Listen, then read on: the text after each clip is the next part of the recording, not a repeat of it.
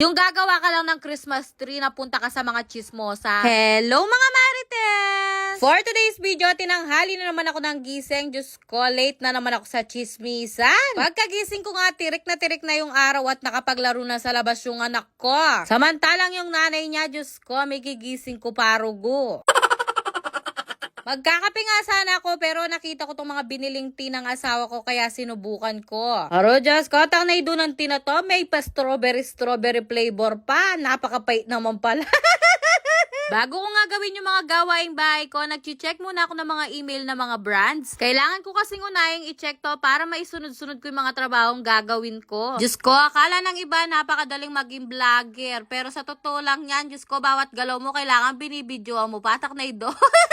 Dahil nga tinanghali na ako ng gising, pagkatapos kong gawin yung mga gawain ko sa bahay at yung mga trabaho ko, dumiretso na ako dito sa bahay ng powder ng mga chismosa. Ay nuko, dahil kailangan updated tayo sa chismis, tak na ido. Nuko, excited pa mo ako magpunta dito dahil makakasagap nga ako ng chismis. Pero pagdating ko dito, wala ang founder ng mga chismosa, rumuronda daw siya, nuko. Nadatnan ko nga tong kumari ko na gumagawa ng DIY Christmas tree para daw sa school ng anak niya. Dahil wala naman din akong gagawin, tinulungan ko na lang siya at alam ko makakasagap din naman ako ng chismis sa kanya, nuko. Diyos ko, ewan ko ba talaga sa sarili ko, napaka-chismosa ko, nabubuhayin yung katawang lupa ako pagdating sa chismis, tak na ido. Pero alam ko, hindi naman ako nag-iisa, pati nga itong nanonood ngayon, alam ko, chismosa rin to. Oh, eto to, Dar. Pero kahit chismosa naman ako, dahil mapagtataguan mo naman ako ng chismis. Ay, Diyos ko, basta wag mo lang akong i-chismis at sisiraan, mayari labala, Jo. Marami kasing klase yung chismosa. May chismosang mapagmalinis, may chismosang mapagkalat ng chismis, at may chismosa ring nagdadagdag ng kwento. Kaya kung nagsama-sama talaga yung mga chismosa, Diyos ko, talaga namang masisira ang buhay mo. Kaya kung makakakita kayo ng mga chismosang kumpul-kumpulan na Diyos ko, magdasal ka na. Dahil pag nadaanan mo yung mga yan, paglagpas mo, Diyos ko, ikaw na ang topic. At kung napansin mo naman na napakaingay nila bago ka dumaan, tapos pagdaan mo, bigla silang tumahimik, Diyos ko, ikaw na talaga yung pinag-uusapan. Diyos ko, kaya kung lalabas ka sa bahay tapos nakataktak short ka, Diyos ko, pag-uusapan ka nila lang, sasabihin pa nila, ay, malanding mga batang yan. Ganingaldo, libad-libad lakendalan. O, eto to, Dar. Nuko, sasabihin pa nila noon, maagang mabubuntis at mag-aasawa yan, nuko.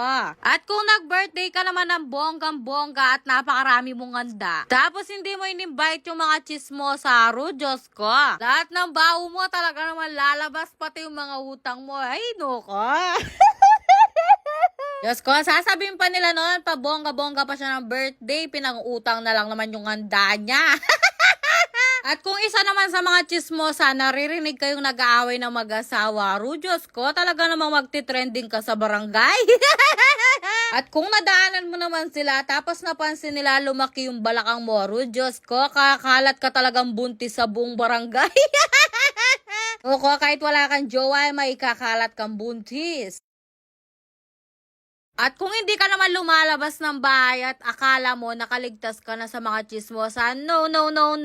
Matataba ang mga utak ng mga yan. Pag napansin ng mga yan na hindi ka lumalabas, akala nila buntis ka. Tinatago mo yung tiyan mo. O kaya ikakalat naman ng mga yan, nagtatago ka sa mga bumbay. Sa mga pinagkakautangan mo, Diyos ko. At kung lumabas ka naman ng bahay, tapos nakaporma ka at naka-gold, Diyos ko, trending ka na din. May kakalat na ng mga yan na, mapera ka na, big time ka na. Darugo balos sa baka na mangutang.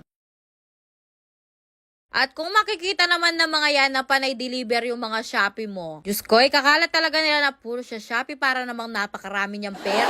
Adakanta Diyo. Oh, eto to, Dar.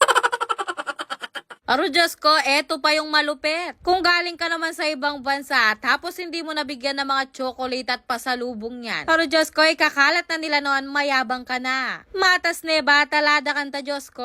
Sasabihin pa nila noon na kapag abroad lang, kala mo kung sino na. Nuko, hindi mo lang sila nabigyan ng chocolate, galit na sa'yo.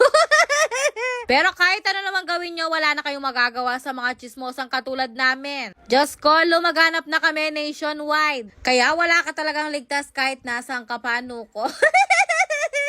Sa mga mag-share po ng video ko na to, pipili po ako ng 10 masasali sa raffle ngayong paparating na December. Pero syempre, kailangan naka-like and follow din kayo sa FB page ko. Maraming salamat po sa walang sawang suporta. Love you all!